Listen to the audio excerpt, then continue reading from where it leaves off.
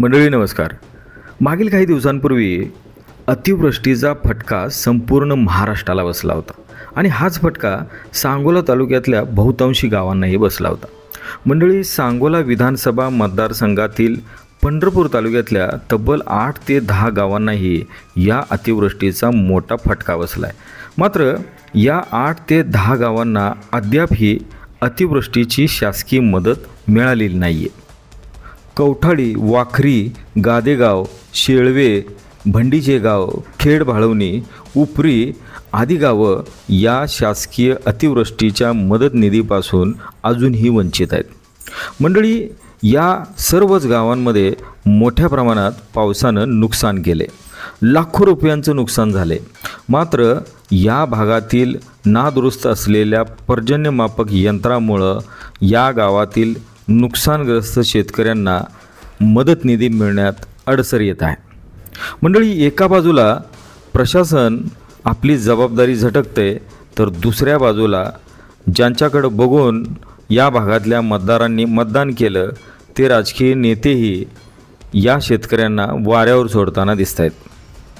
मंडळी, या भागातल्या या नुकसानीच्या अनुषंगानं शेतकऱ्यांनी सातत्यानं प्रशासनाकडं आणि नेत्यांकडेही पाठपुरावा केला होता. मात्र त्यांच्या हाती काहीच पडलेलं नाही आहे. मंडळी, मागील काही दिवसांपूर्वी या भागातल्या शेतकऱ्यांनी नुकसान मदत निधी मिळावा म्हणून मोठं आंदोलनही केलं होतं. मात्र एवढं होऊनसुद्धा या शेतकऱ्यांना मदत निधी मिळालेला नाही आहे. मंडळी, या गावालगतच्या शेजारच्याच मंडलातील इतर गावांना मागील काही दिवसांपूर्वी पैसे मिळालेले आहेत. मात्र या भागातले असंख्य शेतकरी हे मदत निधीपासून वंचित आहेत. मंडळी, याच प्रश्नाच्या अनुषंगानं या भागातल्या शेतकऱ्यांशी आम्ही संवाद साधला. नेमकं ते काय म्हणतायत पुढील कॉल रेकॉर्डिंगमध्ये आपण ऐकूया. आता आपल्यासोबत आहेत शेळवे गावातील शेतकरी गोपाळ गाजरे. गाजरे साहेब, नमस्ते. नमस्ते. तुमचं गाव कोणतं म्हणलं? शेळवे म्हटलं ना? हा, शेळवे. अच्छा, तर शेळवे गाव तुमचं सांगोला मतदारसंघात येते, बरोबर आहे? आणखी तुमच्या गावातही अतिवृष्टीमुळे मोठं नुकसान झालंय. तर सांगोला मतदारसंघात येणारी अशी किती गाव आहेत की त्यांचं तिथं नुकसान झालेलं आहे? 8-9 गाव आहेत. बरं, कुठली कुठली गावं सांगू शकाल का सांगोला मतदारसंघात येणारी? बंडीशा गाव, बर, शेळवे, बर, खेड बाळवणी, बर, गादेगाव, बर, उपरी. हा, बर. अच्छा, अजून काय असतील गावं? पण माझं काय म्हणणं आहे की याच्यामध्ये या गावांचा पंचनामा वगैरे झाले का अतिवृष्टीनंतर? हो सर, पूर्ण झाले सगळे पंचनामे. बर, पंचनामे झालेत. आणि नुकसान काय काय झाले नेमकं? नुकसान द्राक्ष बागेमधनं गुडघ्यानं पाणी 9-10 दिवस बागेत साठून राहिल्यामुळं बर, बागा ह्या वर्षी भरायला येत नाहीत. बागा कुजल्या असतील, खराब झाले असतील, मुळे पिढी पाक स्टॉप झाले, कुजून गेले सगळं. अच्छा, बर. आणि नवीन लागवडी आमच्या 2 महिन्याच्या होत्या, बर, पूर्ण उजळून गेल्या. डबल लागवड करायला लागते आता. बर, बर. आणि मका ही तर काय वांबळून गेले ते, म्हणजे कणसाच्या अवस्थेत असताना मका त्याला कणसच लागेल नाही. बर, बर. गाजरे साहेब, तुमच्या या नुकसानीचे पंचनामे झालेत. आता सध्याची घडी काय? कारण तुम्ही आम्हाला कळवलं की बाबा मदत निधी मिळालेला नाही. नेमकं टेक्निकली अडचण काय येते याच्यामध्ये? ते आम्हाला पर्जन्य मापकाचं कारण सांगते. त्या एक पर्जन्य मापक कृषी विभागाचं कमी धावतंय आणि त्यांचंच महसूल विभागाचं बर बरोबर धावतंय. बर, मग त्यांनी कुठलं गृहीत धरतात? कृषी यंत्रणा दोन्ही पैकी एक धरायला पाहिजे ना. हा, बरोबर आहे, त्यांचीच आहेत ना, शेवटी शासकीयच आहेत ते. हा, बर. मग त्याच ते पर्जन्य मापकाचं कारण सांगते आम्हाला. नुकसान तर आमचं भरपूर झाले. अच्छा, बर. मग आता ही पर्जन्यमापक यंत्राचं कारण पुढे करतायत की त्याच्यामध्ये नोंद झाली नसेल, बिघाड असेल त्या यंत्रामध्ये, तर त्याच्यामुळं तुम्हाला आता सध्या अडचण काय येते? मदत मिळाला की नाही तुम्हाला? मदत आमची नाही मिळाली साहेब, नाही मिळाली. बरं, साधारणतः एक 6-7 गावं आहेत सांगोला मतदारसंघातली. तर या गावांना लोकप्रतिनिधींना सांगोल्याची भेट दिली होती का तिथं नुकसान झाल्यानंतर? हो, भेट दिली होती. अच्छा, म्हणजे आमदार बाबासाहेब देशमुखांनी तिथे भेट दिलेली आहे आणि त्यांनी तालुक्यातल्या अनेक ठिकाणी भेट दिलेली आहे, म्हणजे तुमच्याही भागात दिलेली आहे. तर मदत निधी मिळेपर्यंत लोकप्रतिनिधींनी पाठपुरावा केला का या गोष्टीचा? नाही साहेब, म्हणावं असं त्यांचा पाठपुरावा नाही अजून.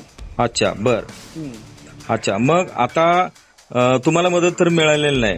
आता नाही. तुमच्या भागात मध्यंतरी आंदोलनही काहीतरी झालं होतं, तुम्हीच केलं होतं ना बहुतेक ते हो, आंदोलन? बाजीराजुरी आम्हीच केलं होतं दिवाळीच्या आधी. दिवाळीच्या आधी केलं होतं. म्हणजे शेतकरी त्या भागातले सगळे नुकसानग्रस्त शेतकरी आले असतील त्या आले ह्याच्यामध्ये. होते. बर, आता तुम्ही पाठपुरावा काय काय केला नेमका मदत निधी मिळावा म्हणून? आम्ही सगळ्या आमच्या लोकप्रतिनिधी म्हणजे आमच्यापासून पंढरपूर तालुका पण जवळ आहे. बर, हा. आणि माड्या तिन्ही आमदार समाधान अवताडे, अभिजित पाटील इकडून माड्याकडून बर आणि बाबासाहेब देशमुख. बर. हा, अच्छा, हा हा. तिघांना पण आम्ही सांगितलंय पण काय निधी मिळाला नाही.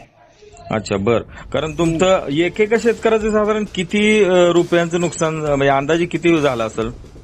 द्राक्ष बागायतदार सरासरी एका शेतकरी 10 लाख नुकसान झाले आणि ऊसवाल्याचं एक 4-5 लाख. अच्छा, म्हणजे मोठ्या प्रमाणातलं नुकसान आहे. भरपूर नुकसान झाले आणि आमच्या विहिरीने इतका पाऊस पडला की गाळ गेलाय, वर रानातला गाळ विहिरीत गेला. आणि विहिरी भरली असतील गाळामुळं. हा, बरं, आता याला पंचनामे पण झाले, ते विहिरीत गाळ गेलेले पंचनामे पण झालेत, पण शासन दखल घ्यायला तयार नाही. अच्छा, बर. गाजरे साहेब, आजूबाजूचे तुमचं मंडल सोडून आता तुमचं कुठल्या मंडळात येतात ही गावं? बंडी शेगाव. अच्छा, तर बाकीच्या मंडळातल्या लोकांना मदत निधी मिळालाय का? हो, आमच्या शेजारील गावात मिळाला नदीच्या पड्याल्या. कुठली गाव नावं सांगता येतील? कुठल्या गावातल्या लोकांना मिळाला? पटवर्धन, कुरवली, पेहे, आवे, देवडे, आमच्या शेजारचं गाव देवडे. अच्छा, पेहे वगैरे आजूबाजू त्या गावांना, म्हणजे जवळची गाव आहेत त्यांना, म्हणजे तुमच्या शिवेवरच्या गावांना मदत निधी मिळालेला आहे. मिळाले. बरं, आता फक्त तुम्हाला टेक्निकली त्रुटी सांगून, कारण मुळात विषय कसा आहे, पर्जन्यमापक यंत्र हे शासनाचंच आहे.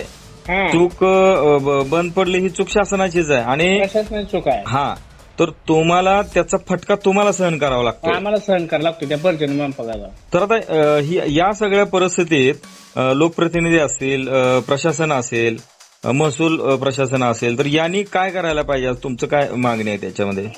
आमची एकच मागणी आहे, त्यांनी पर्जन्यमापक दोन्हीपैकी एक म्हणजे एक महसूल विभागाचं त्यांनी मिलीमीटर मध्ये चांगली नोंद आहे त्याची धरावी. बर. कृषी विभागाला तुमचं काहीतरी बिघाड झाला असेल तेव्हा त्याने कमी धावले ना. बरोबर आहे. हा, ही शासनानं ते दुरुस्त करावं, हा कृषी आपल्या महसूल विभागाच्या ह्याच्यावर नोंद धरून आम्हाला नुकसान भरपाई द्यावी. बरं. आणि लोकप्रतिनिधीकडनं काय अपेक्षा आहेत? कारण विषय कसा आहे, मतदारसंघात तुम्ही एवढ्या लांबची गाव आहे, त्याच्यामध्ये वस्तुस्थिती बघितली तर तुम्हाला पाठपुरावा होणं, या सगळ्या गोष्टी म्हणजे सर्वांची जबाबदारी आहे. ती फक्त लोकप्रतिनिधी नाहीये, प्रशासनाची जबाबदारी आहे, महसूल प्रशासनाचे, नेते मंडळीचे आहेत, लोकप्रतिनिधीचे आहे, या सगळ्या गोष्टीची जबाबदारी आहे. तर तुम्हाला तुमच्या अपेक्षा काय आहेत नेमक्या? काय करायला पाहिजे? आम्हाला महसूल विभागाच्या ह्याच्यावर नोंद धरून बर आम्हाला नुकसान भरपाई मिळायला पाहिजे. नुकसान भरपूर झाले आमचं साहेब. अच्छा, हा हा. बरं, याच्यापूर्वी नुकसान झालं होतं त्यावेळेस कशी परिस्थिती होती नेमकी? याच्या वेळेस नुकसान झाले होते त्यावेळेस आज सेमच परिस्थिती होती. बर. अच्छा अच्छा, हा हा हा हा. बर, म्हणजे नुकसान झालेलं. आता पुढे काय करणार आहे? समजा आता मदत निधी नाही मिळाल तर? आम्ही 4-5 दिवसात अजून आंदोलनाला बसणार आहे. परत आंदोलन करणार आहे? हा. बर बर बर बर बर. तर या मंडळी, आपण या सर्व घडामोडी यांच्याकडून ऐकून घेतलेली वस्तुस्थिती फार बिकट आहे. सांगोला तालुक्याच्या टोकाचं गाव आहे आणि एवढ्या लांब असणाऱ्या गावांमध्ये प्रशासनाचं दुर्लक्ष होतंय, लोकप्रतिनिधींचं दुर्लक्ष होतंय, असं तिथल्या शेतकऱ्यांचं म्हणणं आहे. गाजरे साहेब, तुम्ही आमच्याशी संवाद साधला, मनापासून धन्यवाद. धन्यवाद.